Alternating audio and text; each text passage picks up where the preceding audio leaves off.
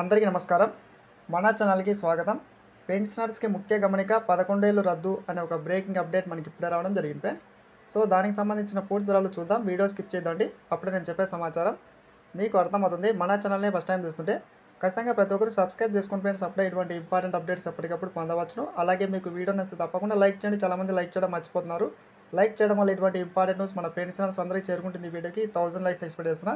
So late చేయకుండా topic దగ్గరికి వెళ్దాం. మెయిన్ టైట్లో చూడొచ్చు, పెన్షనర్స్కి సంబంధించి శుభవార్త అని చెప్పి. సో ముఖ్యంగా మంత్రి అయితే ఒక కీలక ప్రకటన చేయడమే జరిగింది.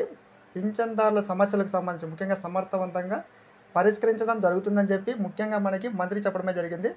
ఇప్పటి నుంచి మనకి ఈ యొక్క పెన్షనర్ సమస్యలకు సంబంధించి కార్యక్రమాలు కూడా నిర్వహిస్తామని చెప్పి పెన్షన్ల విభాగం కార్యదర్శి కూడా చెప్పడమే జరిగింది.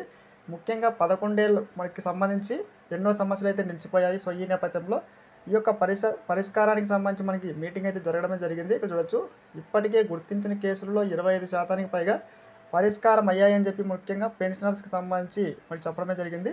11 ఏళ్లలో సిబ్బంది, ప్రజా ఫిర్యాదులు, పింఛన్ల మంత్రిత్వ శాఖ గణనీయమైన ప్రగతి కూడా సాధించని చెప్పడమే జరిగింది. పింఛన్దారుల సమస్యలు సకాలంలో ముఖ్యంగా గ్రాట్యుటీ చెల్లింపులకు సంబంధించి కూడా మనకి అధికారిక ప్రకటించడమే జరిగింది.